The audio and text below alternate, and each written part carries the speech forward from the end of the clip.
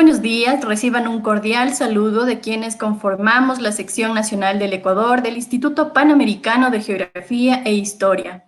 El día de hoy les damos la más cordial bienvenida al webinar Feminicidios en tiempos de pandemia. ¿Qué pasa en América Latina? Este webinar es presentado gracias al valioso aporte de Fundación Aldea, Alianza para el Mapeo de los Feminicidios en el Ecuador, Mundo Sur, Red Latinoamericana contra la Violencia de Género. Esta mañana, junto a las expositoras, nos acompaña Paola Maldonado Tovar, geógrafa, investigadora en Flaxo y presidenta ejecutiva en Fundación Asociación Latinoamericana para el Desarrollo Alternativo Aldea, quien será nuestra moderadora. Sin más, le doy la más cordial bienvenida a Paola Maldonado. Muchísimas gracias, María José. Buenos días con todas y con todos quienes nos acompañan en este evento. Gracias por la apertura al Instituto Panamericano de Geografía e Historia. Gracias por la apertura a este tema tan importante en este momento, y quiero agradecer también la iniciativa de mi colega Yanina Zamora por haber promovido la realización de este encuentro. Ya lo había dicho María José, soy Paola Maldonado, represento la Fundación Aldea, y desde el año 2017 estamos acompañando y haciendo el monitoreo de los feminicidios en el Ecuador, y a lo largo de esa tarea sostenida nos hemos ido encontrando con otros esfuerzos a lo largo de América Latina, y que en estos momentos, cuando hay condiciones de confinamiento, de aislamiento, cuando la violencia se ha exacerbado dentro de los entornos familiares, cuando las condiciones de despojo, cuando las condiciones de exclusión se han hecho cada vez más fuertes, hemos ido tejiendo lazos entre las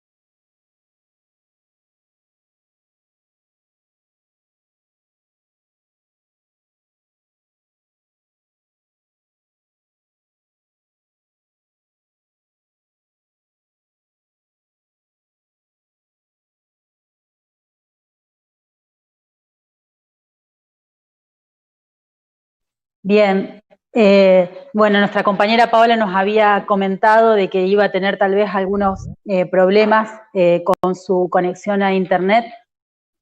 Pao.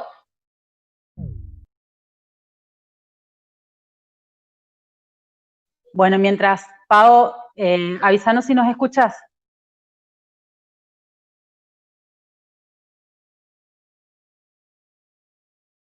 Bueno. Cuando puedas recuperar tu conexión a internet, nos dices. Bueno, yo represento a Mundo Sur, iba a ser soy la primera de las ponentes de este panel. Bueno, mi nombre es Eugenia D'Angelo, es un gusto estar acá con ustedes. Agradezco enormemente la invitación en este esfuerzo compartido de las organizaciones que convocan para poder conversar de este tema que, bueno, nos atraviesa a todas y todos, y que, bueno, justamente es el estado de los femicidios en América Latina. Mi presentación la voy a dividir en tres partes, básicamente. En un primer momento voy a conversar, les voy a comentar sobre este tema, sobre esta herramienta que creamos desde Mundo Sur, el mapa latinoamericano de feminicidios. Luego, bueno, les voy a comentar sobre la Red Latinoamericana contra la Violencia de Género. Y finalmente les voy a hacer una breve exposición sobre cómo está la situación en Argentina, de donde, bueno, yo vengo, ¿no? Para comenzarles, para poner un poco en contexto, bueno, Mundo Sur es una organización regional que trabaja a través de proyectos que que impulsan políticas públicas con enfoque en derechos humanos. Trabajamos con herramientas innovadoras que tienen un fuerte impacto, ¿no? ¿Qué sucede? Cuando en abril, a principios de abril, bueno, como todo el mundo, nos encontrábamos completamente atravesados por toda esta pandemia que nos tiene, en la que estamos inmersos. Bueno, recibíamos las alertas de parte de los territorios, de parte de los estados, sobre el incremento de las violencias de género hacia las mujeres, sobre el aumento de los feminicidios en estos contextos, de la necesidad de permanecer encerrados, bueno, encerradas justamente con estos potenciales o estos agresores, ¿no? Y nos llamó la atención que, bueno, que si bien veíamos que, bueno, por ejemplo, el secretario general de ONU, Guterres, estaba haciendo un llamado a los estados a que incentiven, incrementen, que pongan más fuerza en sus políticas públicas para poner una suerte de freno a las violencias de género, que profundicen sus acciones, veíamos que no existía ninguna herramienta que dé cuenta de este avance que se estaba denunciando, ¿no? No existe ninguna herramienta ni a nivel global ni a nivel regional. Sí existe una herramienta que visualiza el avance de los contagios de COVID, de muertes por COVID desde el momento cero, pero no existía nada que nos esté mostrando qué es lo que estaba pasando con estas mujeres que estaban asesinando en este contexto. Bueno, fue por eso entonces que lanzamos este proyecto, el Mapa Latinoamericano de Feminicidios, como les digo, partiendo de la base de, bueno, empezar a recolectar información sobre, primero, lo que es el 2019, digamos, el estado de los datos que existían, ¿no?, en 2019, y empezar a hacer una comparación con el 2020. Lógicamente, estamos hablando de abril, ¿no? O sea, pocos meses de comenzar el año. ¿Qué sucede? Bueno, como ustedes saben, los estados tienen la obligación, según la Convención Belén do Pará, de generar estadísticas que vayan mostrando cuál es el impacto de las políticas públicas, de qué manera, digamos, las políticas públicas ayudan o no, digamos, a contrarrestar o a disminuir las violencias de género. Entonces, ¿pero qué pasó? Si bien existe esta obligación estatal o este compromiso por parte de los estados, ¿no? Lo cierto es que nos encontramos con que los estados no estaban generando estos datos en muchos casos. Esto hace que, si podés pasar la próxima diapositiva, por favor. Gracias. Esto hace que nos encontremos con que teníamos datos totalmente divergentes, ¿no? Siempre estoy hablando de fuentes estatales, ¿no? Datos oficiales, por decirlo de alguna manera.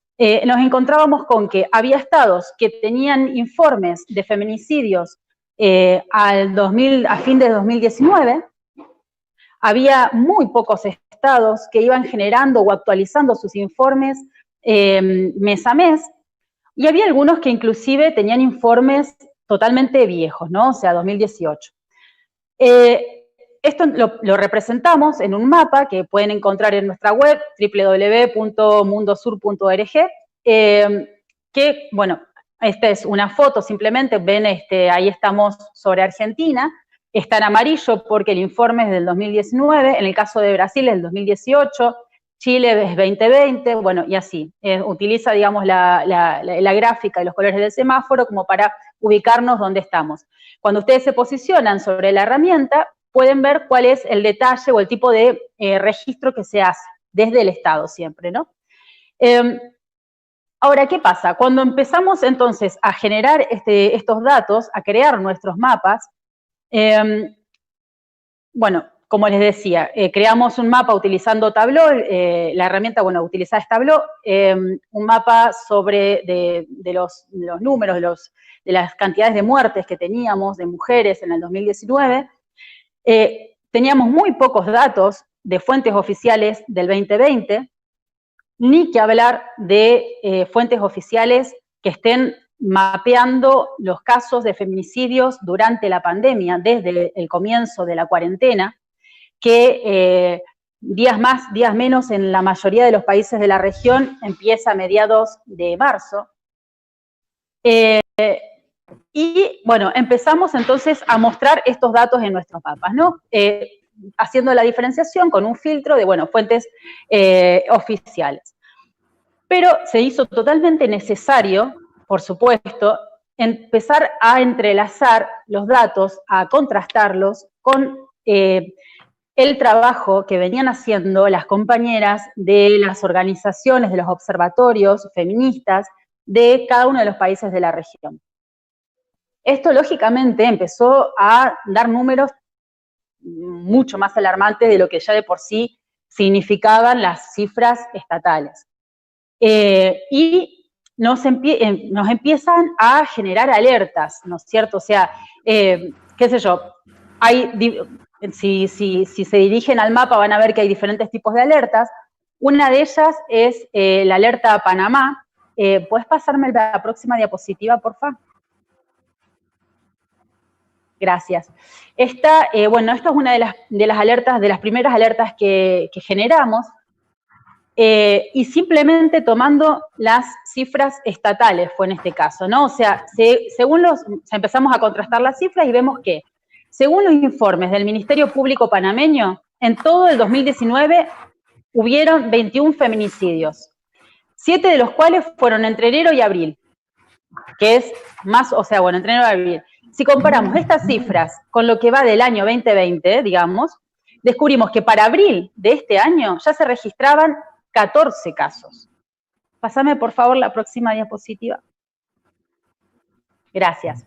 Entonces, ¿esto qué nos lleva o sea, qué análisis sacamos de esto? Que si se continúa con esta tendencia en Panamá, podría terminar el 2020 con un incremento de más del 100% de los casos de feminicidio.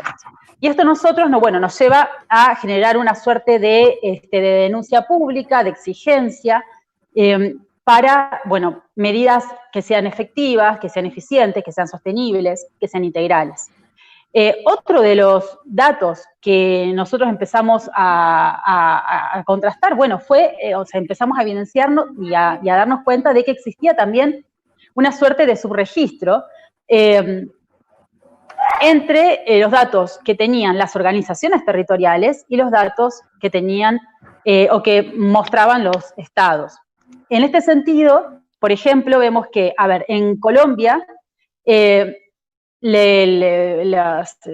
Estado, digamos, está diciendo que para el 31 de mayo habían 66 femicidios, mientras que las fuentes territoriales estaban diciendo que para el 30 de abril, o sea, antes, para el 30 de abril, un mes antes, había 156 casos. Es decir, 66 contra 156 y una diferencia de un mes, ¿no? Bueno, esto también en nuestra página hay un gráfico con la denuncia, ¿no?, del subregistro. Incluso en el caso de Ecuador también lo encontramos. Vemos que en el caso de Ecuador tenemos para el 30 de abril el Estado, la Fiscalía estaba diciendo que habían sucedido, que habían matado a 12 mujeres, mientras que nuestras fuentes territoriales nos decían que había 37 casos al 20 de mayo y 45 casos al 13 de junio. Bien, entonces, esto no hace más que evidenciar, bueno, nada, o sea, por un lado, la necesidad de que los estados se ajusten a la legislación internacional y a los compromisos internacionales a los cuales, lógicamente se comprometieron, a los cuales deben ajustar sus esfuerzos, sus legislaciones, su legislación interna incluso, sus políticas públicas, sus esfuerzos presupuestarios inclusive, porque sin presupuesto evidentemente esto no lleva a ningún lado, básicamente. Y bueno, si puedes pasarme la próxima diapositiva. Gracias. Y entonces vemos acá, justamente esto es para que vean un poco cómo son los números que nosotros estamos mostrando en nuestro mapa. El mapa latinoamericano de femicidios tiene diferentes filtros. No están todos los países, y no están todos los países representados, no porque no, o sea, no están todos los países no representados, sino que no tienen datos todos los países, no porque no existan los feminicidios, lógicamente, sino porque nuestro mapa tiene la característica de estar, de dividir los feminicidios por jurisdicción. Y esto muchas veces dificulta mostrar en la herramienta los casos. ¿Por qué? Porque a veces los estados generan informes que no están divididos por jurisdicciones. Entonces hacen que no los podamos mostrar. Nos pasa en el caso, por ejemplo, un problema, digamos, entre comillas, que estamos teniendo, es que Brasil, sabemos por la prensa y sabemos por organizaciones amigas, por alianzas, que, bueno, los casos en Brasil están aumentando de una manera tremenda, los casos de feminicidio, pero sin embargo, no contamos a la fecha con una organización que esté realizando en territorio el mapeo de los feminicidios por jurisdicción. Entonces, lamentablemente, no lo podemos mostrar en el mapa, ¿no? Otro de los problemas también que estamos teniendo es que, por ejemplo, en el caso de México, miren la columna del 2020, van a ver que tenemos, en la columna del 2020, tenemos solamente la fuente estatal, ¿no? Y no tenemos una organización territorial. Bueno, esto y de hecho, si ustedes comparan los datos de la fuente estatal y la de las organizaciones, pareciera que, bueno, que hay mucha diferencia. Lo cierto es que acá es exactamente lo mismo. Es muy complejo hacer dialogar los datos que se van teniendo, que se van pudiendo recolectar, poder generar una cierta hegemonía dentro de una región que no solamente es diversa desde todos los puntos que lo quieran pensar, sino que también es muy heterogénea en la legislación. Sobre todo también, e inclusive en el tema este de feminicidios. Entonces, nos pasa que, por ejemplo, en el caso de México, sabemos que no por la prensa y por ejemplo, el contacto que hemos generado con María Salguero, que está haciendo un trabajo increíble también en el mapeo de México, pero los datos que María recolecta, nosotros tenemos que ver de qué manera los logramos incluir para que sean equiparables y que puedan realmente generar un diálogo y podamos contrastar y obtener algún tipo de información según la forma en la cual ella los fue recabando y demás, y la categorización que hace. Bien, ¿me puedes pasar la próxima, por favor? Gracias. No, voy a tratar de ser bastante rápida, pero la verdad que pues, me parece que estoy súper excedida. Simplemente acá lo que quiero decir es, una de las patas principales de este mapa es la Red Latinoamericana contra la Violencia de Género. El mapa es una herramienta de visibilización, de impacto, que denuncia, sus cifras denuncian y reclaman acciones urgentes a los estados, pero la única manera de que este mapa siga avanzando, como lo ha hecho hasta ahora, es la constitución y la creación de esta red. Cuando empezamos a recabar los datos, nos dimos cuenta de que necesitábamos generarla y necesitábamos invitar a estas organizaciones territoriales que estaban trabajando tan fuertemente y durante tanto tiempo desde cada uno de los países a unirse y a unir esfuerzos. Entonces, convocamos a estas organizaciones que de por sí ya nos estaban transmitiendo sus datos de una manera muy generosa, los datos que tenían desde el 2019, del 2020, desde la cuarentena además, diferenciándolo por jurisdicciones, haciendo este esfuerzo a que se unan justamente a Mundo Sur y que nos ayuden a co-construir acciones con impacto tanto en la región como al interior de los territorios.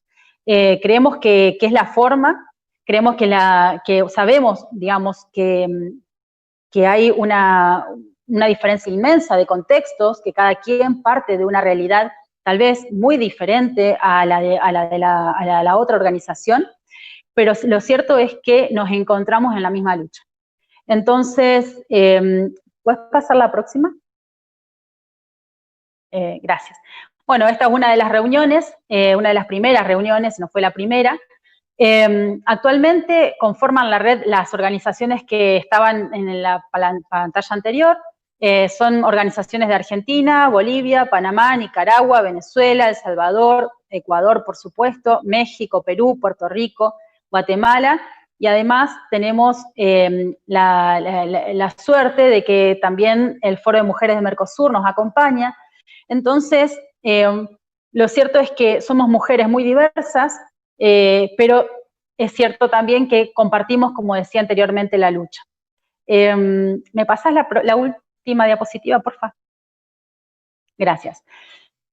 Bueno, y finalmente, en Argentina. Bueno, en Argentina, lamentablemente, la situación es también catastrófica. Nosotros, desde Mundo Sur, trabajamos con Argentina, con la organización Mumalá,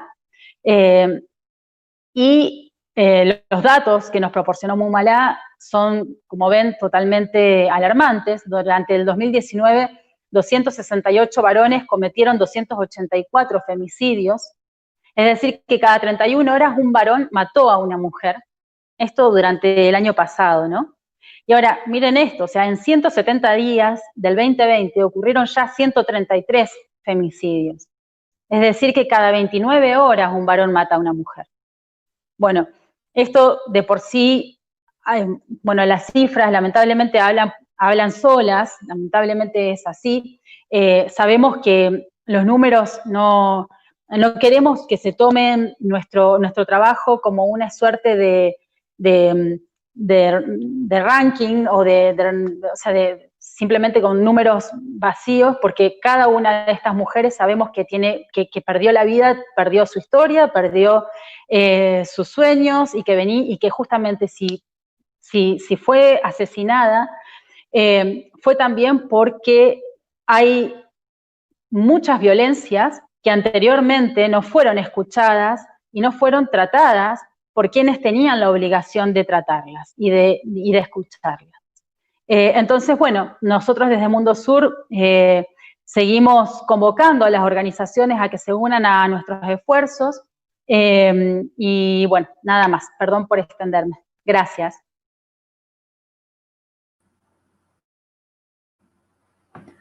Muchísimas gracias, Eugenia, por tu presentación. Quisiera aprovechar para hacer una corta reseña sobre ti.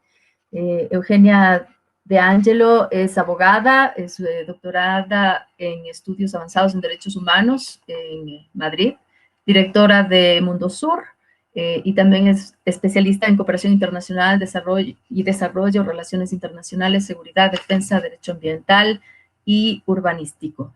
Es a partir de la iniciativa de Mundo Sur que hemos ido juntando a las distintas compañeras panelistas que se encuentran hoy.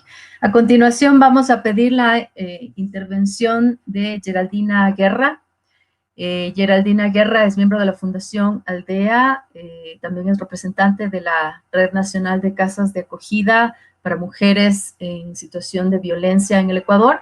Y además es integrante de la Alianza para el Mapeo de los Feminicidios en el Ecuador. Geraldina es comunicadora social, especialista en temas de género y derechos humanos, vicepresidenta de la Fundación Aldea, y tiene estudios en temas de migración y desarrollo, pero sobre todo ella es una mujer activista que viene velando por la defensa de los derechos de las mujeres. Adelante, Geraldina.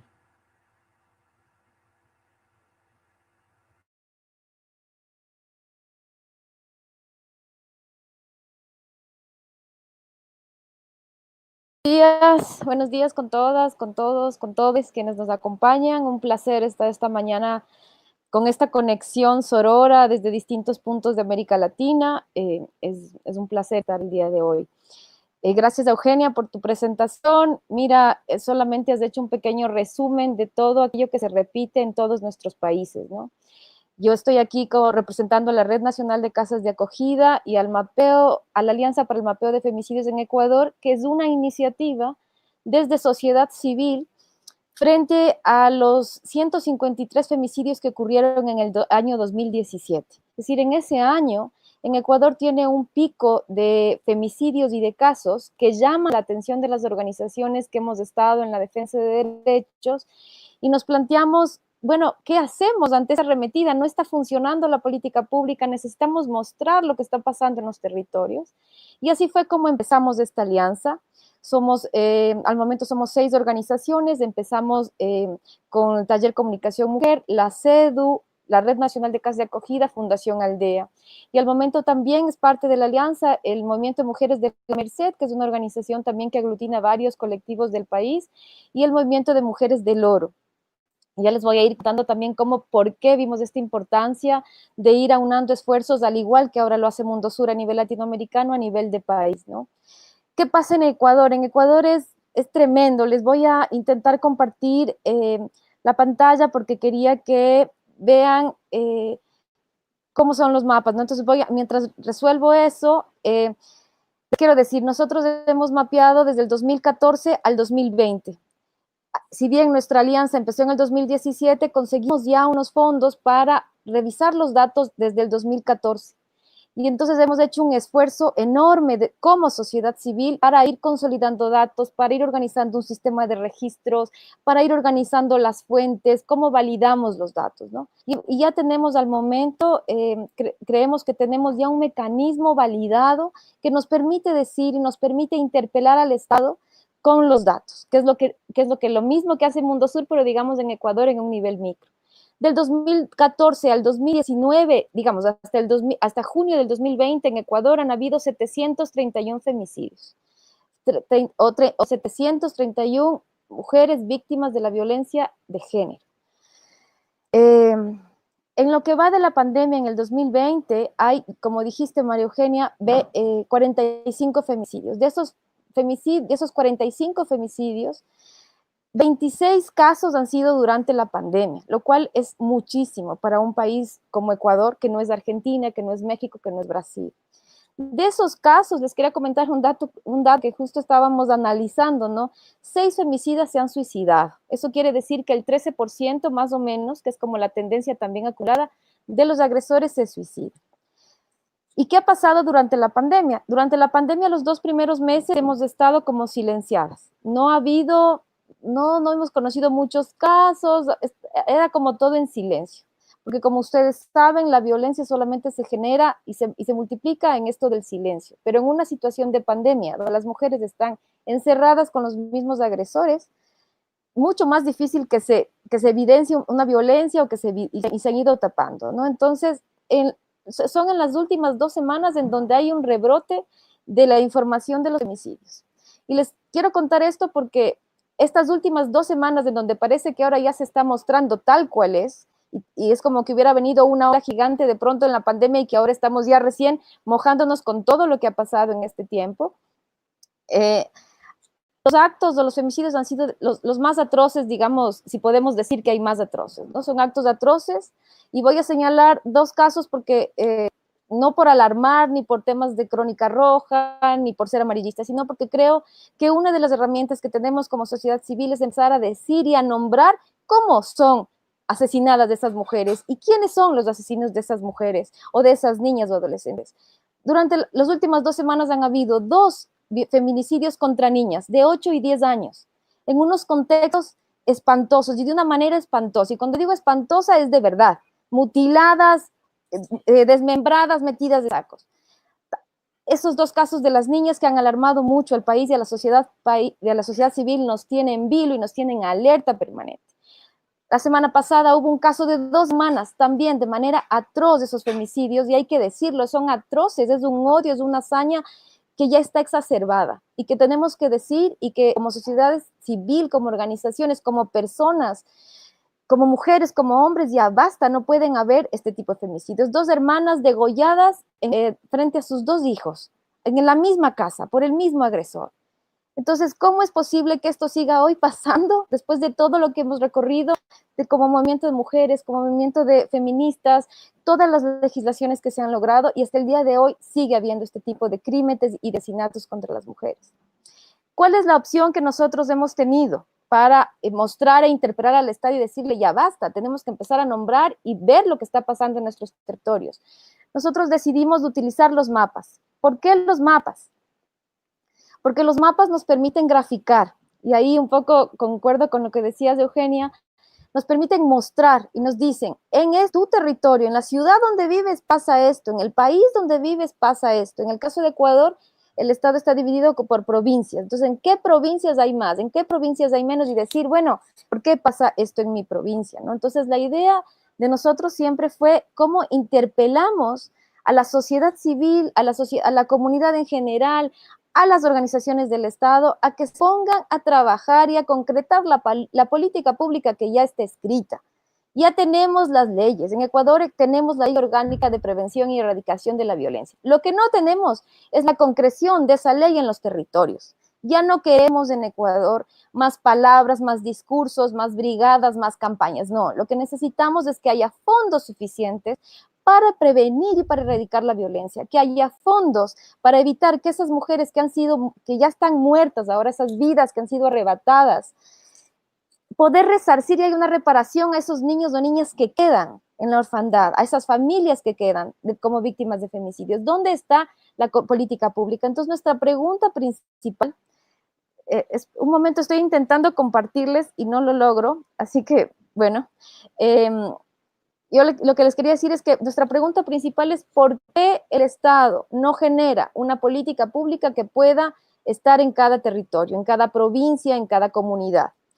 Hay además una brecha enorme que supongo que en los otros países pasa, que es lo que pasa a nivel urbano y lo que pasa a nivel rural. Nosotros hemos logrado tener un registro de feminicidios porque existe aquí en Ecuador unos chats nacionales, en eso la tecnología ha ayudado mucho, en donde las organizaciones estamos en permanente comunicación y en donde somos las organizaciones o son las organizaciones en cada provincia, en cada sitio, que nos alerta de un posible femicidio. Y entonces, ¿eso qué nos permite? Nos permite ir validando cada caso. Como les decía, nosotros al momento hemos logrado ya tener un sistema, ¿no? Entonces, lo que hacemos es registramos los casos que se alertan a través del chat nacional, los casos que salen en los medios de difusión masiva, y eso lo empezamos a validar, empezamos a buscar más información a ver si cumple ciertos criterios. Porque sí nos ha parecido muy importante tener criterios que nos vayan diciendo que cumple los criterios de que sea un femicidio, porque muertes violentas por hombres a mujeres hay de mucha índole, pero intentamos, por ejemplo, que aquellas muertes por robos o que tienen que ver con otro tipo digamos, de móviles del asesinato no estén, sino que estén específicamente las muertes violentas por razones de género. Es decir, cuando el principal motivo del asesinato, el hecho de ser mujeres, ¿no?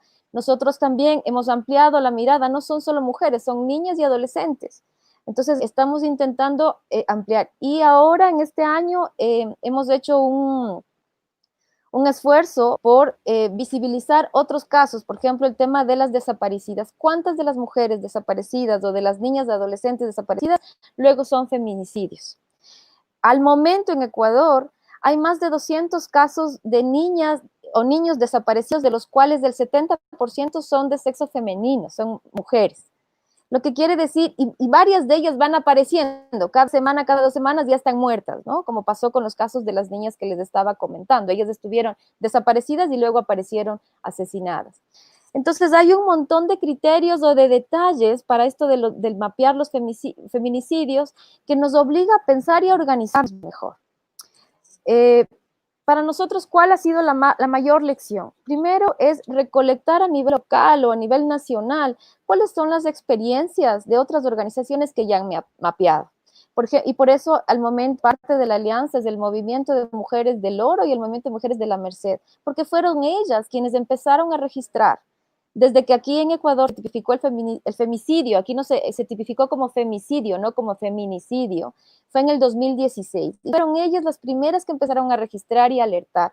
Entonces nosotros como Alianza decimos, no, todas las organizaciones que están haciendo un esfuerzo por el registro tienen que ser parte de esta gran alianza, porque esa es la única manera de tener más fuerza para interpelar al Estado por una buena política pública y que se concrete.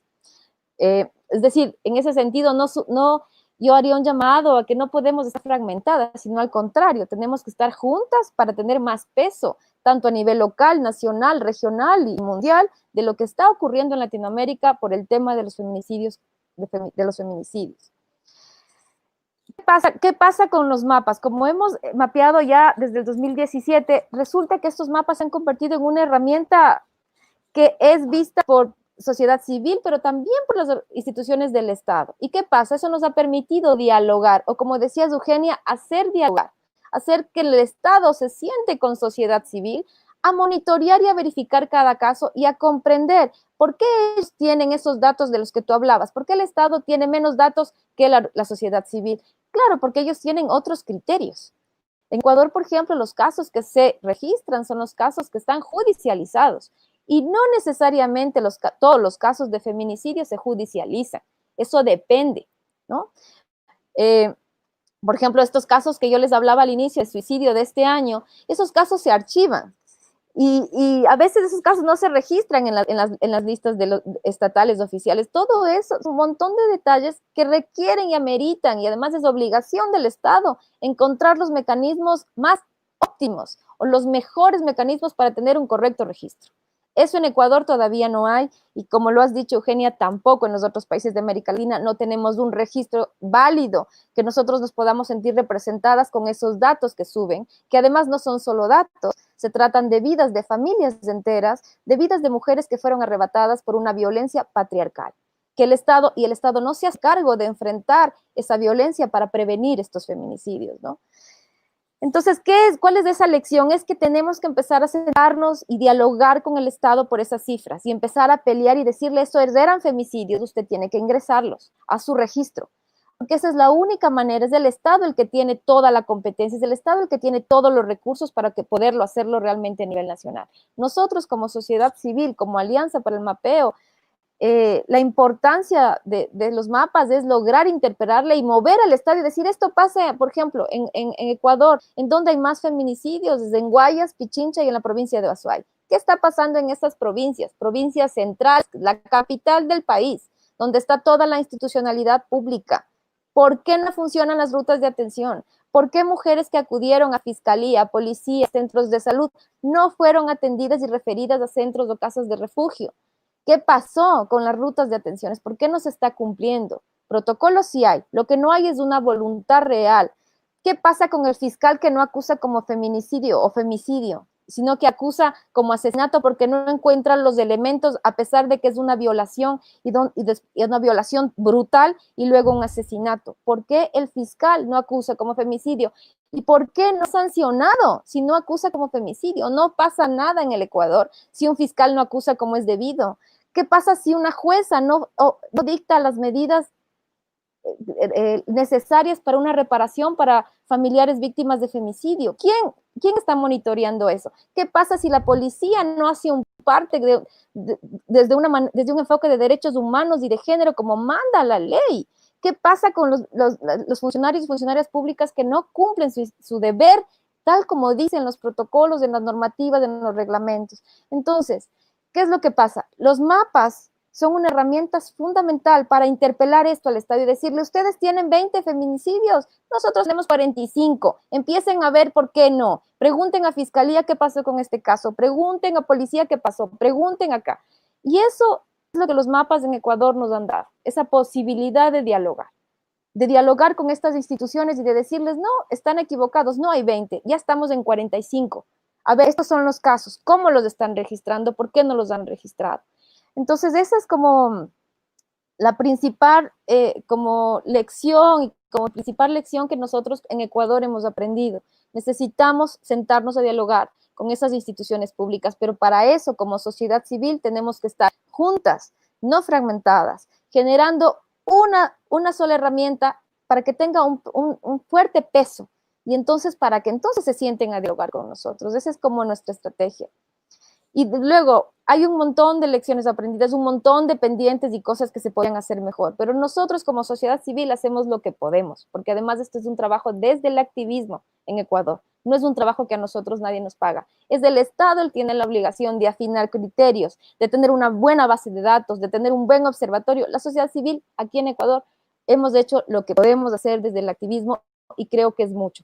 Llevamos ya 3 años mapeando los femicidios, y tenemos esta herramienta poderosa. Voy a mandarles a los compañeros del IPGH por mail el mapa para ver si ellos pueden compartirle. No les puedo compartir, me gustaría que los vieran, de cómo evolucionó desde el 2017 nuestro primer mapa y ahora lo que es el mapa del 2020, en donde hemos cruzado variables, damos información contundente y podemos saber las formas de muerte, las edades, en dónde murieron, quiénes son los principales agresores, si estuvo o no en otro servicio del Estado, por ejemplo, en el hospital. Entonces, cómo eso nos ha dado, realmente creo, una ventaja, y esa es la ventaja también que podemos tener con un mapa latinoamericano, ya no hablar solo del Ecuador, sino no hablar de toda la región, y de tener más voz y más peso para poder defender que esa política pública y que los derechos de las mujeres a una vida libre de violencia deben respetarse y deben concretarse. Y no es que estamos pidiendo un favor, sino que eso es lo que dice la ley, lo que dice la normativa, ¿no? A que bueno, eso, creo que estoy ya en el tiempo. Yo hago un llamado a todas las organizaciones que están ahora en este espacio y generemos alertas latinoamericanas, empecemos a generar, así como la de Panamá, empecemos a difundir alertas latinoamericanas para empezar a tener más presión. Esas alertas ayudan muchísimo a nivel nacional y a nivel local. Eso. Entonces, bueno, muchas gracias. Muchísimas gracias, Geraldina, por tu presentación. En efecto, en América Latina, las mujeres, las organizaciones, si bien estamos en un momento de confinamiento, pero no estamos calladas, no estamos quietas, no estamos inactivas. Estamos absolutamente conectadas y activando mecanismos para poderle poner freno a todos estos tipos de violencia.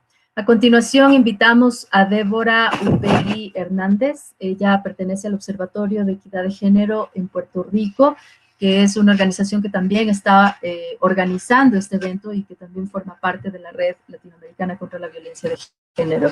Débora es psicóloga social, investigadora, posee un doctorado en psicología social y de personalidad en Nueva York. Además hizo una maestría en psicología también. Actualmente es analista del Observatorio de Equidad de Género. Ha trabajado en diversos temas como violencia de género, inmigración, asuntos relacionados con comunidades y experiencias de latinos y latinas en Estados Unidos.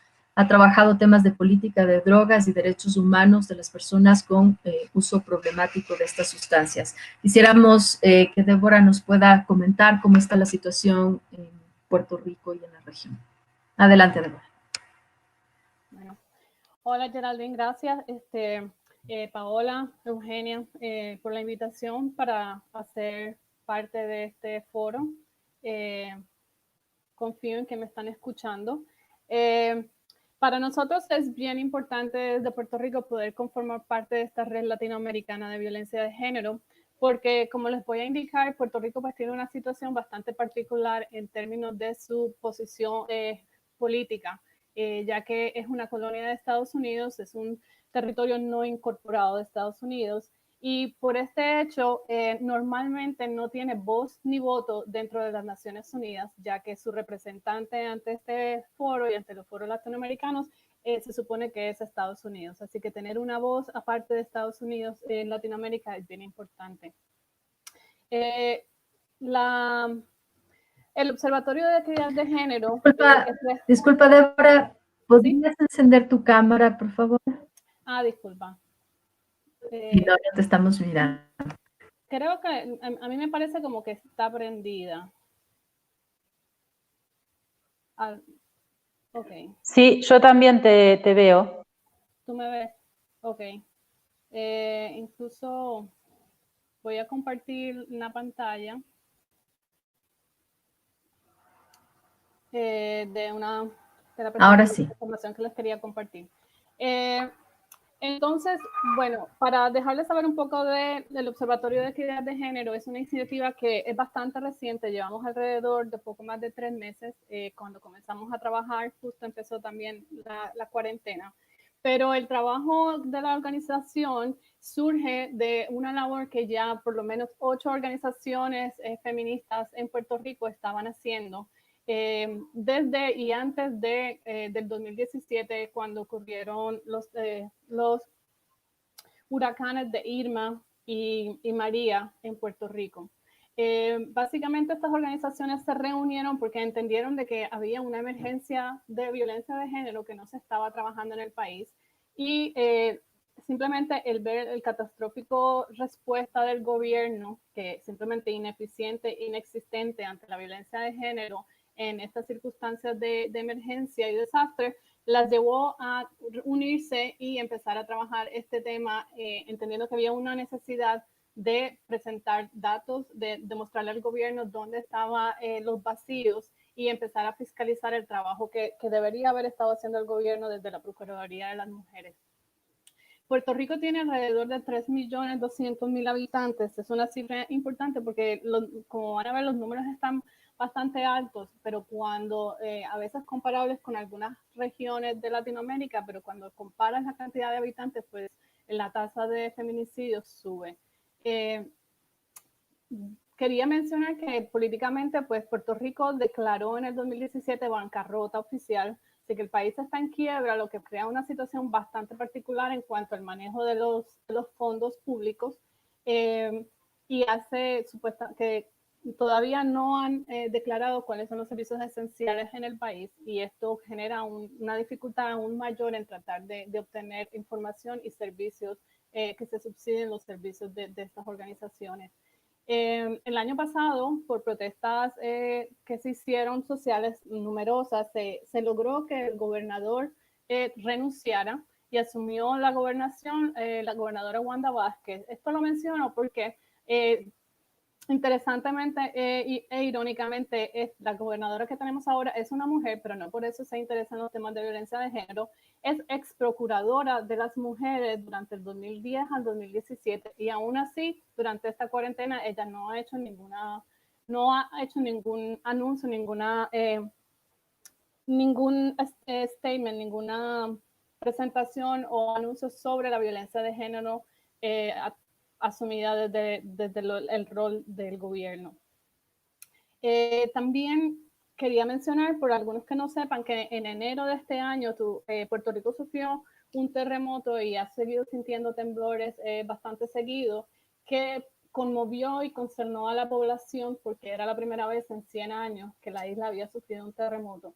Entonces, pues esto generó una situación en la que las comunidades se enfocaron a tratar de resolver el sistema, perdón, la situación de emergencia creada por estos terremotos que dejó a muchas personas sin vivienda.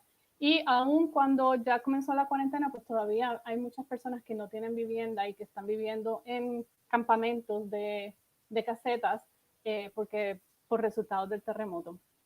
Puerto Rico está en el Caribe, se encuentra cerca de República Dominicana, lo menciono porque a veces hay personas que se confunden con Costa Rica. Tiene alrededor de 78 municipios y por lo general, aunque no tiene una división por regiones políticas, las cifras que se presentan por los organismos judiciales y de la policía reúnen las estadísticas en regiones que agrupan a varios municipios. Esto crea un problema porque normalmente pues la gente asume que los números se refieren al municipio que lleva el nombre de la región, pero no es así. Así que es simplemente otro detalle que al analizar los números complica el análisis. No se había llevado un reporte sobre los números de los feminicidios en Puerto Rico hasta que en el 2019 se publicó un reporte escrito por Kilómetro Cero en conjunto con Proyecto Matre, que son dos de las organizaciones feministas que decidieron que había necesidad de identificar y ver lo que estaba pasando con los feminicidios. Podemos ver que hay algunos momentos en los que suben los feminicidios. definitivamente en el 2018, después de los huracanes, lo que preocupó a las organizaciones fue este aumento de nuevo y sobre todo un aumento bastante pronunciado en los feminicidios por violencia doméstica, los feminicidios íntimos. Muy por encima de lo que había sido el promedio en los años anteriores. Desafortunadamente para el 2019 todavía estamos reconstruyendo los números. Este informe se realizó comparando números de la policía, comparando los números de una activista que lleva una página que se llama Seguimientos de Casos, que ha sido la única que desde el 2010 se dio la tarea de revisar en la prensa las publicaciones sobre feminicidios y muertes violentas de mujeres y niñas. Y pues en base a esos datos es que se pudo identificar, como reporta el informe de Kilómetro Cero, que la policía, de nuevo sigue el tema que se ha subrayado, la policía subreporta los números de feminicidios. Podemos ver que alrededor de entre un 10 y un 27% de subreporte de la policía por los últimos en los años del 2014 al 2018. Y esto pues no ha cambiado. Entonces, ¿qué nos llama a nosotros la atención? Nos preocupa altamente es que durante la cuarentena ha habido un aumento del 83% en las muertes violentas de mujeres y niñas y personas de la comunidad LGBTQI comparado con el mismo periodo para el 2019. Esto implica el periodo de marzo 15 a mayo del 31. Durante ese periodo podemos ver que han habido por lo menos 3 casos de feminicidios por muertes de personas de la comunidad trans. El año pasado no había habido un solo reporte de un feminicidio de la comunidad trans. Así que ya esto representa una cifra alarmante. Estamos hablando de que para el periodo de la cuarentena se han reportado ya 11 feminicidios y este fin de semana, desafortunadamente, el domingo se reportó a un feminicidio más, así que esta cifra estaría subiendo a 12 feminicidios. Si comparamos lo que va del año, desde del 2020, esto es teniendo en cuenta desde enero hasta mayo del 2020, el aumento es aún mayor. Estamos hablando del 92% de los feminicidios en Puerto Rico, comparados con ese mismo periodo para el año pasado. Aquí podemos ver esos números. Estamos hablando de casi un 100%, o sea, estamos duplicando los números, teniendo en cuenta lo que es enero a marzo y marzo a mayo. Algo que no se discute mucho en Puerto Rico y que también queremos empezar a llamar la atención es este hecho, como decía la compañera, sobre las personas y las mujeres y niñas desaparecidas. Alarmantemente, de enero a marzo teníamos una cuenta de 4 mujeres y niñas desaparecidas, una menor entre las 4.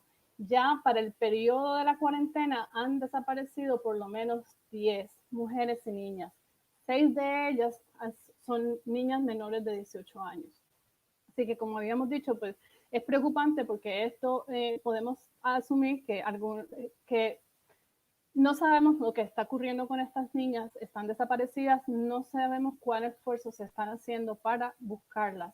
Y lo que desearíamos es que regresen sin ningún daño, pero es también posible pensar que algunas de estas personas puedan estar sufriendo violencia de género. En esta imagen que les presento estoy discutiendo las llamadas a la línea CREA.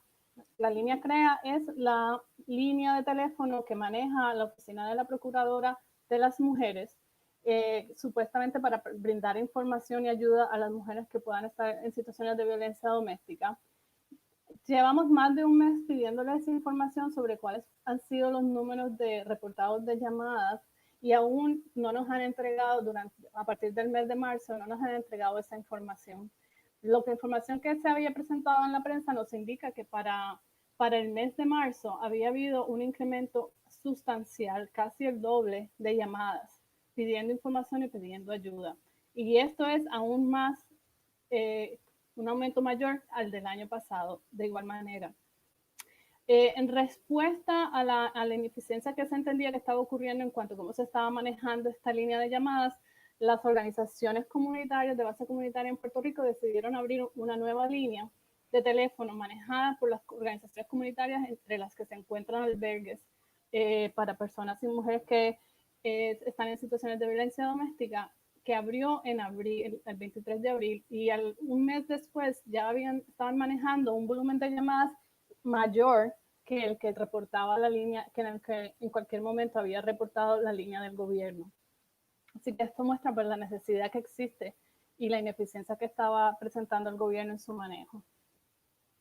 Entonces, para resumir, estamos hablando de que el año pasado, de enero a mayo, se habían reportado un total de 12 feminicidios, y en lo que va del año, en el 2020, ya estamos por un total de 23. Si agregamos la persona el cuerpo que se encontró este fin de semana, estaríamos hablando de 24. Es un número supremamente alto, ya el doble de los casos del año pasado, y bien preocupantemente es que un gran número de ellos, 5, han sido para personas que son de la comunidad LGBT, mientras que el año pasado no teníamos ninguno. Así que aquí la violencia contra las comunidades LGBTQI está en aumento y es supremamente preocupante. Para finalizar por aquí, les quería mostrar simplemente una clasificación de las tasas de violencia doméstica reportadas. Una de las tendencias que ha habido durante la cuarentena en Puerto Rico es que la única que estaba preguntando por números de violencia doméstica a la policía era la prensa. Y en un principio pues se hizo mucho énfasis en decir de que había una baja en las denuncias. Y desafortunadamente no sabemos por qué la prensa ha dejado de reportar sobre el tema. Incluso nosotros recientemente hicimos un comunicado de prensa visibilizando la situación del aumento que ha habido en los feminicidios, y aún así en la prensa escrita no hemos visto ninguna respuesta, no se ha publicado nada. Definitivamente pues hay regiones que tienen un incremento bastante alto. En este momento me parece que llama la atención Utuado. Es una región que, aunque aquí muestra un aumento bastante alto, también tiene la particularidad de que hace alrededor de un año, un poco más de un año, se hizo un cambio político, un cambio en el manejo de las situaciones de violencia doméstica. Se creó una sala especializada para el manejo de la violencia doméstica dentro de la rama judicial. Entonces, parte de esta alza que se ve aquí, no sabemos si puede tener que ver con que simplemente se están reportando más y se ha visibilizado más el tema, o si es que en realidad obedece a que hay una emergencia de violencia de género que no se había identificado anteriormente. Voy a por aquí a eliminar la gráfica.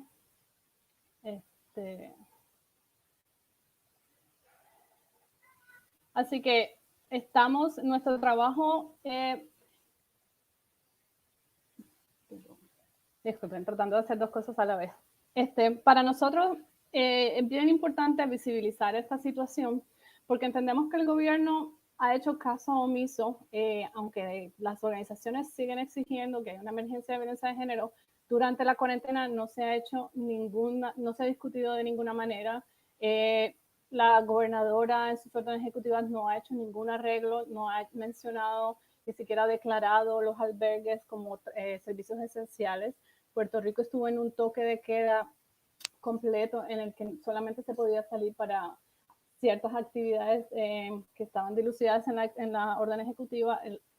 Todo el resto de la población tenía que estar encerrado bajo posibilidad de ser arrestado si salía. El toque de queda comenzaba a las 7 de la noche y si te encontraban en la calle te arrestaban. Se han hecho numerosos arrestos, así que ha sido bien difícil para las personas y sobre todo las mujeres que están en estas situaciones encerradas en sus hogares con los agresores. No han habido los recursos, lo único que se desarrolló fue que la rama judicial entabló un servicio de solicitar las órdenes de protección a través de mecanismos virtuales. Sin embargo, esto exigía que la persona estuviera en línea por videollamada por lo menos una buena cantidad de tiempo, podría ser media hora o una hora, que simplemente si estás en tu casa con el agresor eso es prácticamente imposible. Así que lo que se observó en los números de las solicitudes de órdenes de protección ha sido una baja aún mayor del primer mes de la cuarentena al segundo mes, de por lo menos el 25%. Sigue, simplemente entendemos que las mujeres han estado solas, las organizaciones de base comunitaria siguen tratando de hacer su trabajo, han estado siempre desde el principio disponibles, pero hay un vacío inmenso del gobierno. Y creo que es bien importante pensar en que si el gobierno no está haciendo nada, no ha anunciado ninguna medida, no sabemos qué ha pasado con el coronavirus, entendemos de que pueden existir nuevos brotes, así que la posibilidad de volver, o sea, este fin de semana se levantó el toque de queda, ya las personas pueden estar en la calle hasta las 10 de la noche. Sin embargo, en cualquier momento sabemos que los toques de queda pueden volver a surgir, las cuarentenas pueden volver a surgir y no estamos escuchando nada de los gobiernos en cuanto a cómo van a atender la situación de violencia de género cuando esto ocurra. Un aspecto más que me gustaría mencionar, que tal vez para enfatizar en qué es diferente en el ámbito de Puerto Rico versus otros países en Latinoamérica, es que entendemos que tal vez en Puerto Rico la accesibilidad a las armas de fuego es alta, ya que tenemos, en cierta manera, estamos ligados a la Constitución de Estados Unidos y pues el porte de armas es legal en Estados Unidos, así que Puerto Rico tiene un alto nivel de circulación de armas. Y lo que hemos podido observar es que la gran mayoría, probablemente más del 95% de los feminicidios han sido por arma de fuego, que es algo que parece un poco diferente al resto del contexto latinoamericano. Y creo que con eso voy cerrando la presentación para dar la oportunidad a las demás compañeras. Estamos abiertos para cualquier pregunta. Gracias.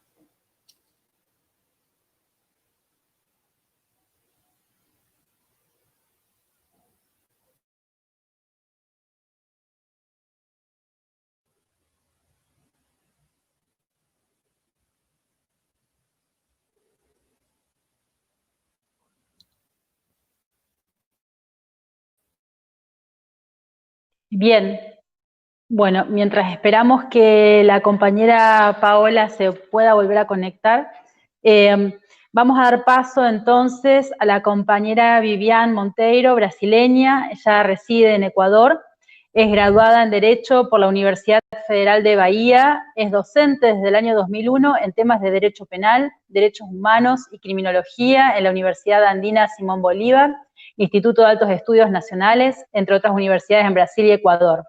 Es perito extraordinario y experta en peritaje sociojurídico y criminológico de feminicidio. Es consultora privada para la elaboración de proyectos de posgrado. Y además es candidata a doctora en criminología por la Universidad de Granada, España. Adelante, te escuchamos, Vivian. Gracias. Muchas gracias, compañeras. Un saludo grande, un abrazo virtual por ahora a todas. Es un gusto estar aquí con ustedes. Yo tuve problemas de conexión, así que estoy aquí al lado de mi roteador, pero fueron momentos difíciles. Bueno, saludo a todos, saludo ese evento y la iniciativa de hacer ese mapa y de dar visibilidad a esos temas tan complicados. Yo hablo con ustedes desde la academia, como investigadora, como perito en temas de femicidio y violencia de género en el Ecuador, como miembro de la Red Interuniversitaria de Estudios sobre Violencia de Género, pero también como mujer y como madre de 2 niñas, ¿no? Lo que creo que me aumenta muchísimo la responsabilidad.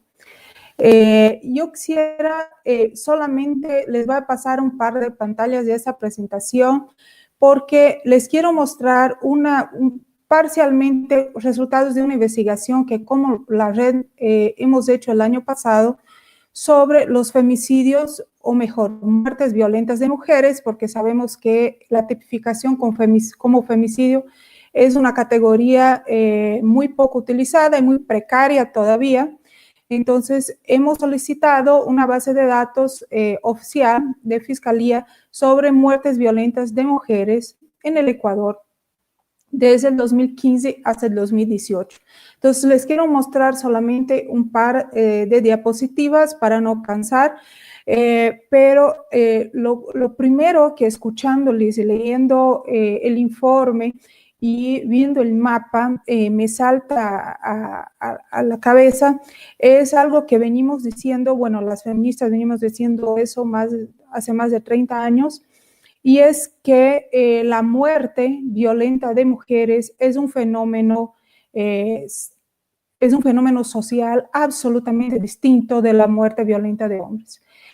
Los femicidios son un fenómeno criminológico aparte, tienen características distintas, tienen prevalencias distintas, tienen un perfil tanto de víctima como de victimario absolutamente distinta, y obviamente uno de estos elementos especificadores es el sexo de la víctima y el sexo del victimario, pero no queda solamente ahí, ¿no?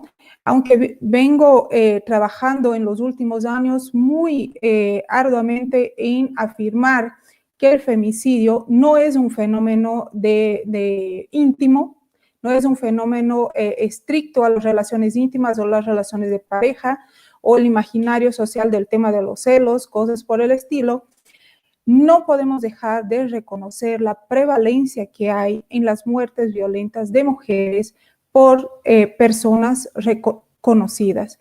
En el mundo, UNODOC, cuando saca sus informes sobre homicidios, porque así lo hace de forma general, en el mundo, las mujeres tienen 9 veces en todo el mundo, 9 veces, no una ni dos, 9 veces más chance de ser muertas por personas conocidas, por personas con las cuales tienen una relación que los hombres. Los hombres realmente mueren y no es una cuestión de menospreciar, sino de diferenciar, de distinguir, obviamente, mueren en circunstancias absolutamente distintas que las mujeres. Entonces, yo quisiera pedir, por favor, si me puedes pasar la diapositiva 6. Esa es eso. No, número 6, por favor. Esos son otros datos. Esa es una evolución de la tipificación. Entonces, un tema que es pre-pandemia, porque obviamente hay que reconocer que así como muchas otras circunstancias que se han reforzado y evidenciado ahora en la pandemia, el tema de la violencia contra las mujeres es interesante porque a veces yo he visto un evento de criminólogos de España y eran puros hombres, ¿no? Obviamente, y era sobre violencia doméstica. Y entonces decían ellos que creía eso muy al inicio de la cuarentena, creían que no iba a pasar nada con la violencia contra la mujer, ¿no? En fin, es una cosa súper rara estos eventos, pero es obvio que no conocen la realidad de la cual están hablando. ¿Y por qué? Porque el lugar de muerte de las mujeres prevalente, eso es de 2015 a 2018, es en el hogar.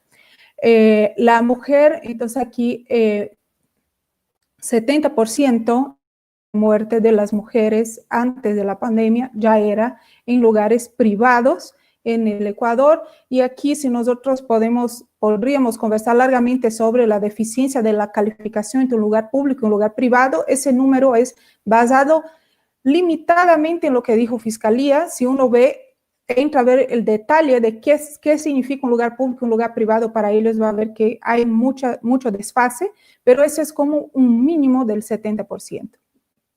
Y vamos a ver en la próxima diapositiva, si me puede pasar. Los hombres es exactamente lo contrario. Si me puede pasar la diapositiva 11.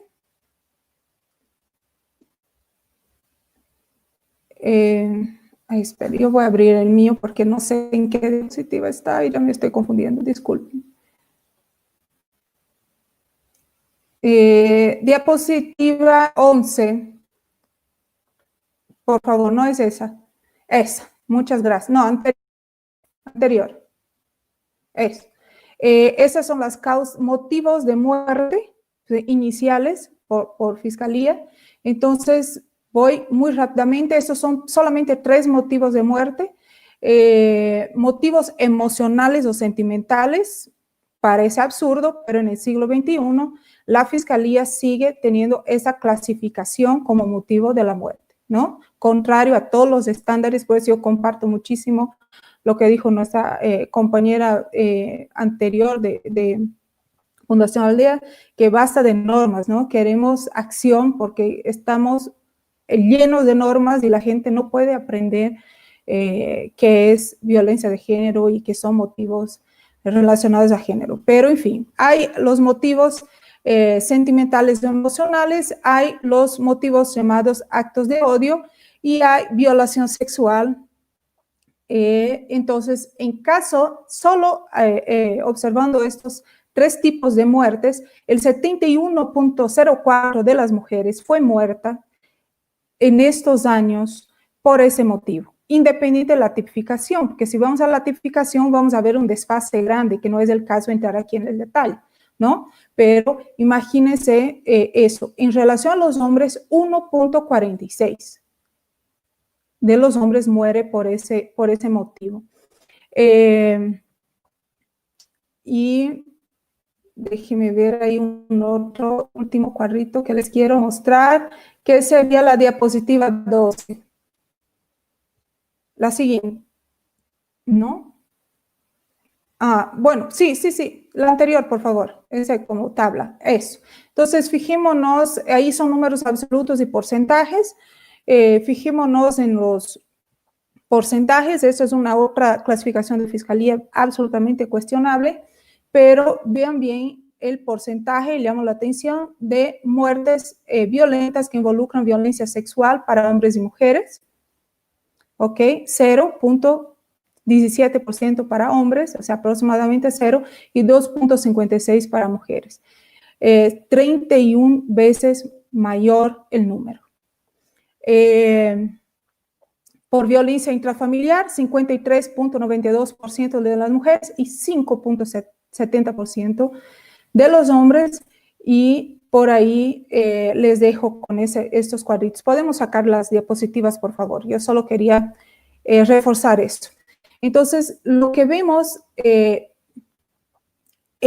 los datos de estos anteriores y de los que estamos sacando ahora en la cuarentena es que esa violencia en contra de las mujeres no es una violencia coyuntural, ¿no? Es una violencia estructural que nosotros venimos denunciando desde hace muchos años, y se reafirma esa idea, ya que la compañera estaba dando los números de Argentina. Yo fui a buscar los números de Brasil, y en Brasil en el prepandemia, en la pandemia ahora no tenemos números, a cada 2 horas una mujer es muerta por su compañero. Entonces eso es algo asustador, ¿no?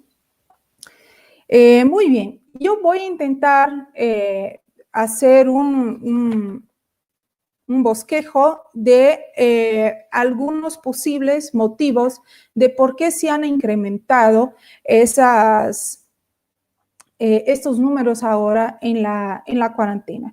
Entonces, yo escuchábamos al inicio de todo eso, que el mundo frenó, ¿no? El mundo frenó en seco. Bueno, el mundo frenó, pero la violencia en contra de las mujeres no solamente no frenó, no se paralizó, sino que se incrementó. No disminuyó, no se paralizó, sino que se incrementó. ¿Y eso por qué? Porque el aislamiento y la incomunicabilidad de la mujer siempre fueron un arma poderosa, ¿no? Siempre fueron un arma poderosa para la sumisión de esa mujer. En el cuerpo del informe que estaba leyendo de ustedes se evidencia eso.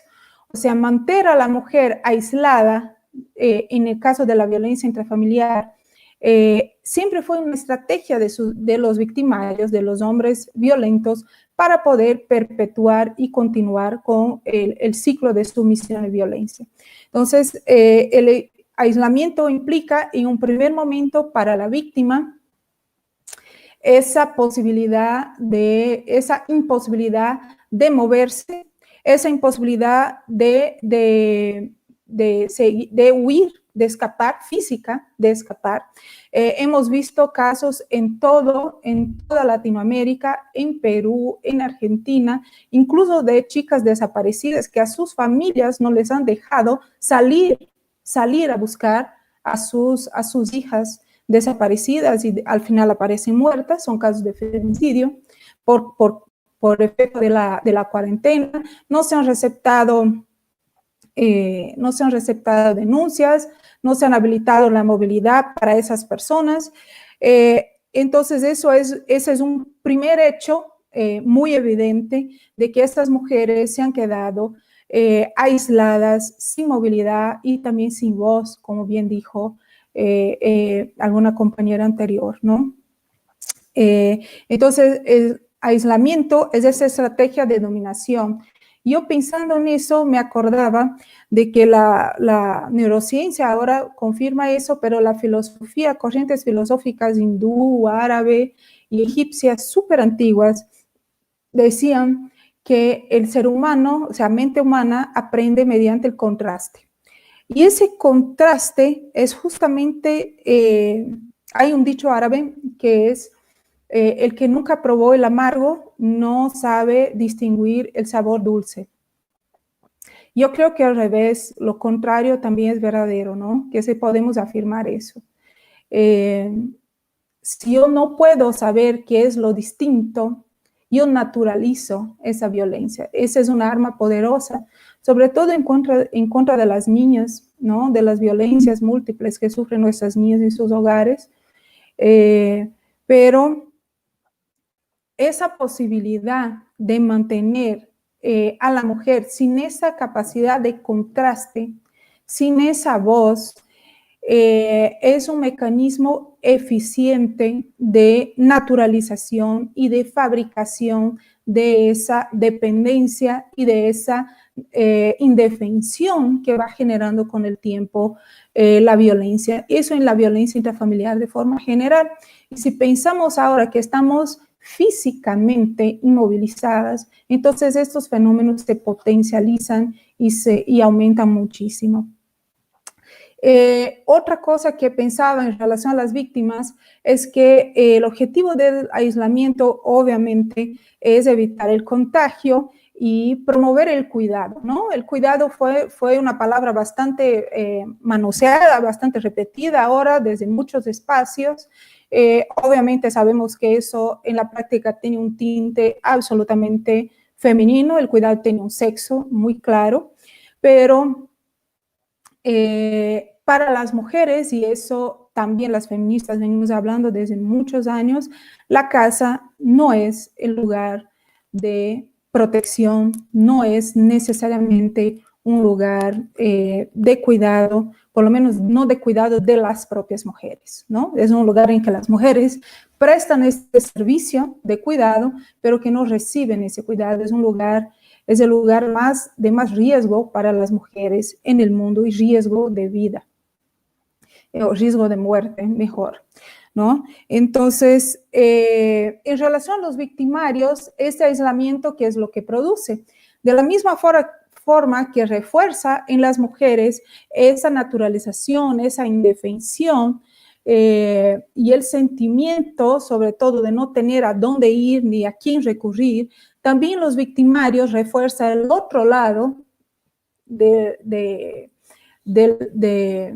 y que tiene un carácter público muy importante, característica esencial del feminicidio, que es la sensación extrema de conforto e impunidad, de un espacio de impunidad en el cual estos hombres saben que la mujer obviamente no tiene a dónde ir, que la policía no va a venir y que nada va a pasar en ese momento. Esa esa impunidad es de tan monta, tan grande. En Europa hubo un fenómeno, uno de los primeros fenómenos que hubo cuando empezó la cuarentena, tanto en Italia como en España, que empezaron un poco antes de nosotros, es que las empresas privadas empezaron a contratar masivamente seguridad privada. Y eso significa un reconocimiento de que el Estado no iba a estar, ¿no? O sea, la policía no iba a estar, las Fuerzas Armadas no iban a estar. Si pensamos aquí, en nuestra Latinoamérica, cómo se utiliza la fuerza pública, vemos que hay un sesgo en ese momento, es tan evidente ese sesgo autoritario en el uso de la fuerza pública, en donde los gobernantes no usan la fuerza pública para proteger al pueblo, sino para protegerse del pueblo. Es una manipulación. En Ecuador hemos pasado por la policía y el ejército. O sea, yo creo que la cuarentena aquí fue una de las más militarizadas, según he visto en internet. Ustedes después nos pueden comentar, pero el ejército estaba en la calle, ¿no? Para controlar, para los autos, para controlar, para ver permisos, pedir cosas. O sea, realmente no fue una sensación de seguridad, muy por lo contrario, hubo una sensación de muchísima intimidación y de estar viviendo lo que vivieron nuestros pueblos en una dictadura, ¿no? Entonces, las Fuerzas Armadas no fueron y la policía no fueron utilizadas para apoyar a la población, sino fueron una vez más lanzadas en contra de la población. Aquí hay un problema grave de criminalización de la pobreza. Todos hemos visto eso pasar. Hubo muchísima gente detenida por haber desobedecido el toque de queda y los temas de la cuarentena, y obviamente nosotros sabemos que eso tiene hay una naturaleza, obviamente, de que mucha gente tiene necesidad de salir para poder sobrevivir, ¿no? No es exactamente una opción. Entonces, voy terminando, creo que estoy ya casi con el tiempo, y quiero concluir diciendo que lo que vemos es que hubo una declaración de urgencia, de estado de emergencia, en fin, cada país utilizó los mecanismos legales que tiene. Aquí en Ecuador seguimos en estado de excepción, pero esa urgencia es una urgencia androcéntrica, ¿no? Es una urgencia que es urgente y que no es urgente. ¿Es urgente la vida de la gente? Bueno, ustedes han debido ver en el Ecuador las imágenes de lo que pasó aquí en el Ecuador, y es muy claro que no es la vida y la salud de las personas lo que más importa. Y peor, las personas enfermas, ¿no? De las personas enfermas de la pandemia. Y obviamente los temas de género se han quedado en un segundo plan, y la vida de las mujeres, una vez más, está expuesta a esa negligencia persistente del Estado. El victimario, entonces, tiene ese blindaje de impunidad, el cual siempre tuvo por ese pacto patriarcal, pero ese blindaje está aún mayor, ¿no? Y hay una negación de justicia, una negación no solamente de acceso a la justicia, sino como acceso al Poder Judiciario, sino lo que una compañera se llama Jorgelina Montero, es una abogada feminista argentina, muy jovencita. El otro día la he escuchado decir, hay que sacar la A del acceso, ¿no? No acceso a la justicia, sino acceso a justicia, justicia efectiva. No al Poder Judiciario, sino a que nosotras tengamos el derecho, y aquí está en juego los niños, como ya se comentó, y todos estos temas. Bueno, yo había revisado los casos, los detalles de los casos del Ecuador. La compañera mencionó 2 casos muy tristes de niñas. Hay 2 casos más horribles. Hay de una bebé de 1 año que fue violada y muerta. Son cosas que, o sea, uno no sabe ni qué decir ni qué sentir cuando ve esas cosas. Y esa niña de Guayaquil, que fue encontrada desmembrada en una funda de basura en el río, me hizo recordar, yo cuando empecé a dar clases sobre el tema de violencia de género yo hacía esa división didáctica entre los femicidios íntimos y no íntimos y distinguía la motivación. Entonces decía, en los íntimos hay esa sensación de propiedad del hombre que se confunde con amor, con celos, con un millón de cosas, pero hay ese ejercicio de propiedad sobre la vida de la mujer. Y en el femicidio no íntimo existe la objetificación y el desprecio. Cuando vi la descripción, y cuanto más uno ve los cuerpos y estudio, hago peritajes, entonces a veces me toca realmente ver cosas muy, muy fuertes, imágenes, yo ya me quedo con la sensación, compañeras, de que todo eso es lo que una amiga perita mexicana, Liliana López, llama de basurificación de nuestras vidas. Todo es objetificación, todo es desprecio, ¿no?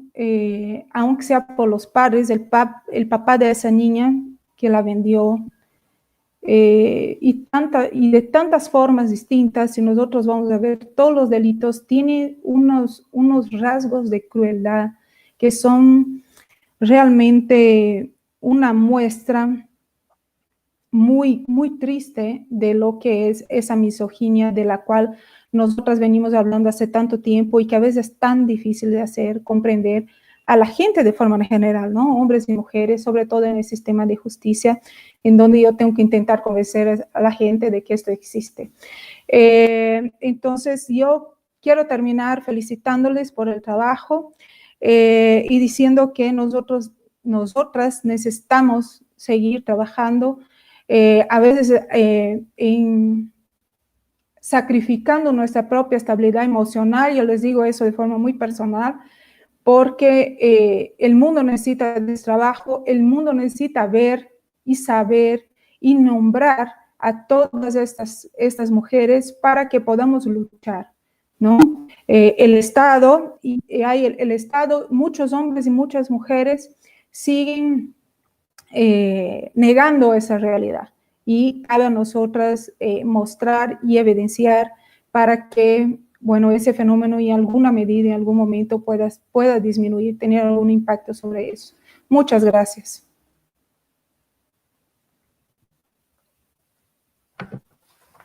Agradecemos muchísimo la participación de Vivian Monteiro y de todas las compañeras que se han juntado el día de hoy. Nos estremece muchísimo lo que está pasando a nivel de América Latina. Ya estábamos estremecidas, conmovidas, porque detrás de cada una de esas vidas hay familias, hay proyectos, hay niños, niñas, adolescentes que quedan en situación de orfandad, y no podemos permitir que esta violencia siga avanzando de manera tan impune. Y cuando pensamos qué pasa en América Latina con el tema de los feminicidios, vemos varias constantes, ¿no? Por un lado, esta inacción de los estados. No hay acciones contundentes, suficientes, no hay voluntad política para frenar estas violencias. Vemos cómo hay este incremento de la situación de violencia y feminicidios contra la población de diversidad sexual, diversidades sexuales. La población trans es una de las poblaciones más afectada, en mayor riesgo. Vemos cómo las situaciones catastróficas, situaciones de desastres naturales, como lo que nos comentaban sobre el tema del huracán, de los terremotos, ya ponen en evidencia que las mujeres, niñas, adolescentes, siempre estamos expuestas a mayor riesgo de violencia, y ahora en contextos de confinamiento y cuarentena eso es muchísimo más grave.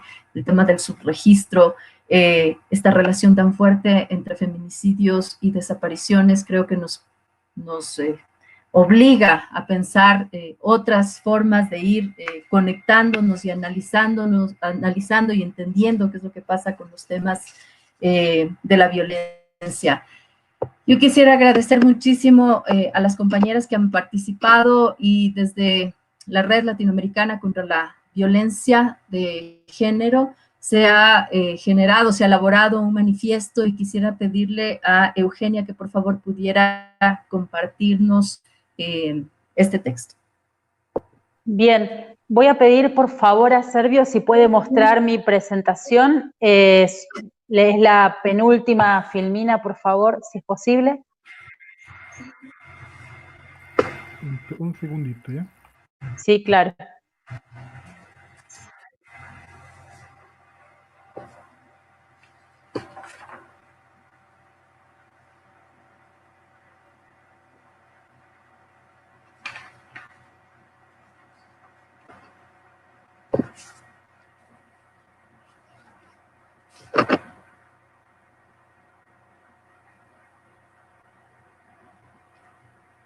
Quizás mientras logramos proyectar, quisiéramos pedirles a las personas que quieran hacer alguna pregunta, que puedan ponerla en el chat.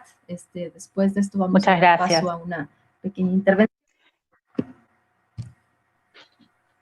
Bien, como comentaba durante mi presentación, este manifiesto es un esfuerzo compartido, un trabajo de co-construcción entre las organizaciones de la región que formamos parte de la Red Latinoamericana contra la Violencia de Género. Es un manifiesto que se gestó el 16 de junio, hace 2 días. Estos son los que ustedes están viendo, los puntos esenciales que exigimos. Pueden encontrar el texto completo en la página de Mundosur, www.mundosur.org. Nuestro manifiesto comienza de la siguiente manera, simplemente voy a leer los párrafos introductorios, porque bueno, los puntos de exigencia los tienen ustedes ahí y los pueden ir viendo. Nosotras, las organizaciones abajo firmantes, quienes formamos parte de la Red Latinoamericana contra la Violencia de Género, manifestamos por medio del presente nuestra preocupación por el aumento de las violencias de género, femicidios, feminicidios y travesticidios en nuestros territorios en particular y en América Latina en general, e instamos a los gobiernos a tomar medidas integrales, efectivas y sostenibles en el tiempo con el fin de prevenir, reducir y eliminar este flagelo. En el contexto de pandemia del COVID-19, la violencia contra las niñas, mujeres, lesbianas, travestis y trans fue el único delito que no descendió, sino que se incrementó ante la realidad concreta de que el aislamiento social preventivo recomendado por las autoridades sanitarias es en muchos hogares con la presencia del agresor. Desde la sociedad civil, entonces, las organizaciones no gubernamentales, colectivos y movimientos, tejemos redes contra las violencias, observando la respuesta y acción de los estados y gobiernos ante las desigualdades históricas de nuestra Latinoamérica, compartiendo una historia y lucha comunes, en especial en aquellas que nos encuentran en la defensa de los derechos humanos de las mujeres, niñas y disidencias sexuales. Por ello les exigimos justamente a los estados de nuestra región estas medidas que ustedes pueden ver ahí y que simplemente quiero remarcar lo que la compañera Débora estaba señalando de Puerto Rico. Tal vez en muchos de nuestros países, o sea, simplemente para hacerlo de una manera breve, en muchos de nuestros países tal vez el tema del desarme, de la posibilidad de acceder a las armas, no es una moneda cotidiana, digamos, como sí lo es en el caso por ahí de Puerto Rico, pero acá está la riqueza también de esta red de poder, a pesar de nuestras diferencias y de los contextos diferentes, justamente retomo lo que decía en mi presentación, aunar esfuerzos para pensarnos juntas en la lucha y pensar juntas soluciones concretas, eficientes y que tengan un impacto real, ¿no? Tanto en América Latina como también en cada uno de nuestros países. Bueno, muchas gracias.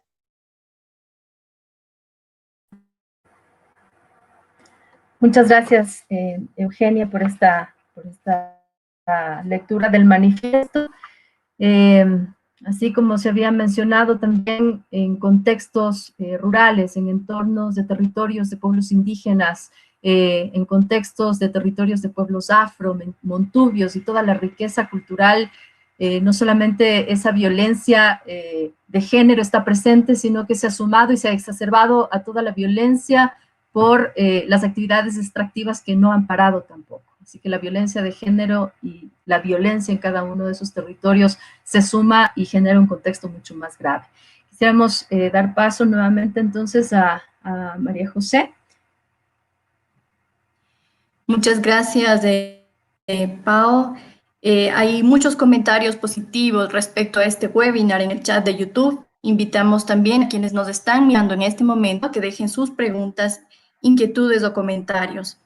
Les hago referencia a un comentario de Yoli Padilla que indica: las iniciativas de registro y atención en la temática de violencia siempre ha surgido desde las organizaciones sociales y el Estado, quien debe considerar esa información.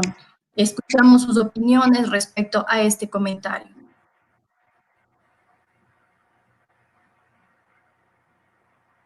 Compañeras, ¿quién quisiera dar respuesta a eso?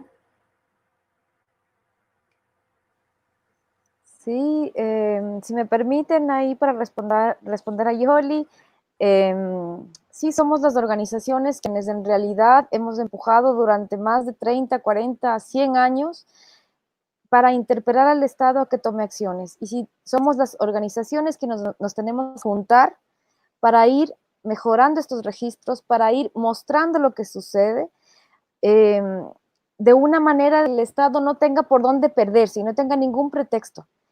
El derecho de las mujeres a vivir una vida libre de violencias requiere ser ejercido por todas nosotras en cualquier territorio que estemos, pero es el Estado el quien tiene la obligación y quien además tiene los mecanismos y los recursos para hacerlo. La sociedad civil solo damos un pequeño empujón, un pequeño, alzamos la voz alto, sí, pero finalmente nosotras no tenemos todos los recursos que se necesitan para enfrentar esta otra pandemia, que es la violencia contra las mujeres, porque sí, ahora estamos en la pandemia del COVID, pero la violencia contra las mujeres es una pandemia que por siglos nos ha afectado a todas. Entonces yo quisiera pedirle a Servio que por favor ponga uno de los mapas, porque sí les quiero mostrar el primer mapa del 2020 desde Ecuador, con todo lo que podríamos hacer también a nivel latinoamericano y a nivel regional y en cada uno de nuestros países, y de cómo los mapas son esta herramienta eficaz y hacer este llamado. Sociedad civil, tenemos que empezar a mover las cosas, porque si esperamos que el Estado se mueva, no se mueve. Más o menos tenemos que empezar a moverlo nosotros, hacer un engranaje para que se mueva y empujarlo, y además reclamar lo que por derecho nos pertenece, que es a vivir una vida libre de violencia.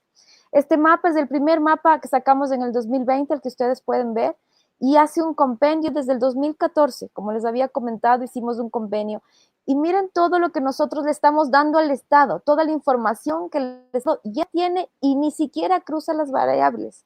En Ecuador se han hecho dos encuestas en temas para ver cómo es la violencia contra las mujeres, y no se usan los resultados, no se cruza. ¿Dónde está esa política pública? Ya el Estado esto lo sabe, y fíjense, desde sociedad civil podemos juntarnos y sacar un mapa con esta información desagregada por provincia, generando alertas. ¿Dónde entonces está el Estado? Entonces sí, la sociedad civil lo hacemos, pero realmente no tenemos que olvidar que los estados, los gobiernos, son quienes tienen la obligación de hacerlo. Eso. Muchísimas gracias, Geraldina. María José, no sé si hay alguna otra pregunta, inquietud. Sí, tenemos un comentario de Lita Martínez que indica: en nuestro país, se refiere a Ecuador, también se está iniciando las investigaciones de las muertes de las mujeres, pero como suicidio.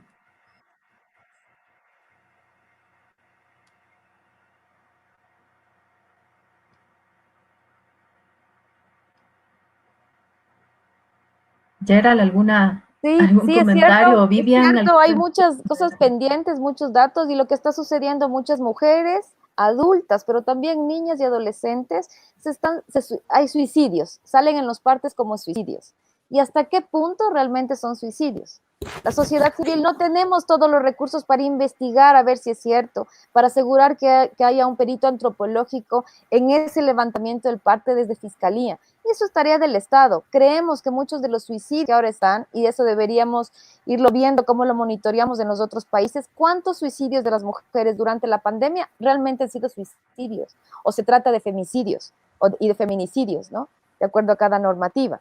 Porque es verdad, en la pandemia no había suficiente personal, ni de policía, ni de fiscalía, como para hacer estos partes de levantamiento de cadáveres. Estaban absolutamente desbordados y solo enfocados en los temas de la COVID. Y todavía es un poco así. Y en casos, y las muertes, llega el policía a la casa y dicen que fue suicidio, lo dice el agresor. ¿Quién está comprobando eso? ¿Quién está haciendo ese seguimiento de casos?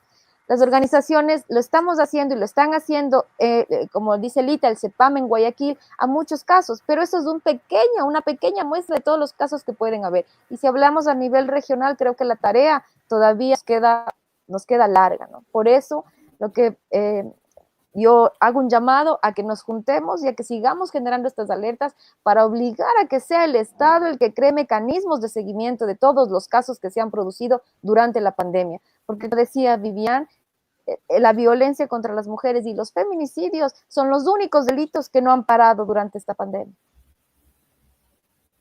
Exacto. Yo quiero nomás complementar un tema en relación a los suicidios, es que ahí hay dos temas, ¿no?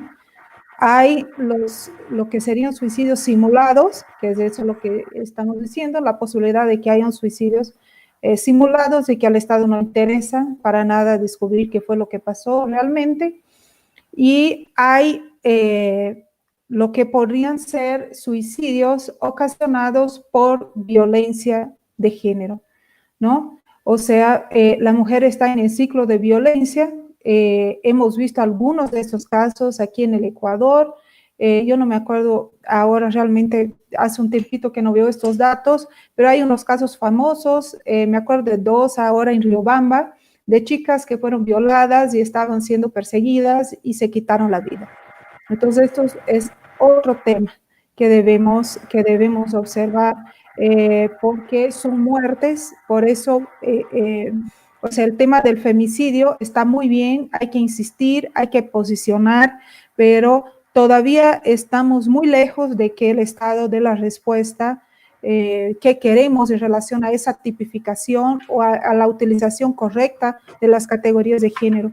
Por eso hay que nosotras forzar eso, pero al mismo tiempo expandir el ámbito de investigación para poder visibilizar todo el impacto que esa violencia tiene en la vida de las mujeres, al punto de hacer con que esas mujeres desistan de sus propias vidas. Muchas gracias, Vivian. Sí, quería hacer un aporte pensando desde la realidad de Puerto Rico, que yo creo que es bien importante recordar que el hecho de que las mujeres no estén en el poder, que la respuesta no necesariamente es esperar que si las mujeres asuman el poder pueden cambiar nuestra realidad, porque tenemos que recordar que son parte de un aparato político. La realidad de Puerto Rico es que tenemos una gobernadora que es mujer y que fue ex procuradora de las mujeres, y aún así se ha mantenido completamente en silencio ante la situación que estamos viviendo de violencia de género. Y para ella fue más importante preocuparse por abrir las iglesias que pensar en nombrar a las organizaciones que brindan servicios a las mujeres que están en situaciones de violencia doméstica como un servicio esencial. Para ella las iglesias eran un servicio esencial antes que los albergues. Así que es bien importante saber que la comunidad, que las mujeres sí tenemos que seguir reclamando, pero hay que entender de que todo esto obedece a un sistema político, un sistema de patriarcado, en el que muchas veces las mujeres también pueden ser cómplices en algunos aspectos. Así que tenemos que estar como con los ojos bien abiertos a eso, y desafortunadamente yo creo que también es el tema que señalamos cuando hablamos del subreporte de estos casos y la falta de transparencia en los números, es la violencia institucional. En Puerto Rico simplemente lo que se ha observado es una violencia institucional que sigue aumentando. Las mujeres reportan el sentimiento de abandono, de que sienten que no hay un Estado que esté velando por su seguridad, al que puedan responder para buscar recursos de solución, de justicia, como han dicho otras compañeras. Así que definitivamente la violencia institucional se suma por encima también de la violencia que estamos viviendo en los hogares o en las comunidades.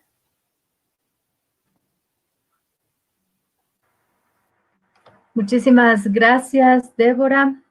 Creo que con esto hemos hecho un recorrido interesante por la situación de América Latina, interesante, digo, y a la vez doloroso por todo lo que refleja, por todo lo que revela, pero por otro lado también esperanzador de que se están tejiendo alianzas, se están tejiendo acciones conjuntas para buscar por todas las formas posibles de ponerle un alto a esta violencia.